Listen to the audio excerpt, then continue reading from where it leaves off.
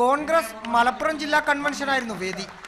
മുഖ്യമന്ത്രിയെയും VM സുധീറിനെയും രമേശ് ചെന്നിത്തലയും സ്റ്റേജിലിരുത്തി മലപ്പുറം ജില്ലാ UDF ചെയർമാൻ ലീഗിനെതിരെ മൈക്കെടുത്ത് പരാതി പറഞ്ഞു.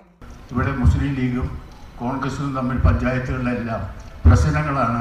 ആ പ്രശ്നങ്ങൾ തീർത്തല്ലാതെ ഇവിടെ UDF മീറ്റിംഗ് വിളിച്ചാൽ വിജയിക്കില്ല. പിന്നീട് പ്രസംഗിക്കാനെത്തിയ ആര്യാടൻ മുഹമ്മദ് മുസ്ലിം ലീഗിനെതിരെ ഒളിയം പറഞ്ഞു. കോൺഗ്രസിനെ ഒഴിവാക്കി ലീഗ് നടത്തുന്ന തിരഞ്ഞെടുപ്പ് ചർച്ചകൾ നിർത്തണമെന്നായിരുന്നു ആര്യാടന്റെ ആവശ്യം. ചിലർ പോയി ചർച്ച ചെയ്യുക, ചില കക്ഷികളുമായി ചർച്ച ചെയ്യുക, ചിലരെ ഒറ്റപ്പെടുത്താൻ ശ്രമിക്കുക, അത് കോൺഗ്രസിനോട് നടക്കില്ല എന്ന് ബോധ്യപ്പെടുത്താൻ നിങ്ങൾക്ക് സാധിക്കണം. പ്രശ്നങ്ങൾ പരിഹരിച്ച് മുന്നോട്ട് പോകണമെന്ന് VM സുധീറിനും രമേശ് ചെന്നിത്തലയും നേതാക്കളോട് ആവശ്യപ്പെട്ടു.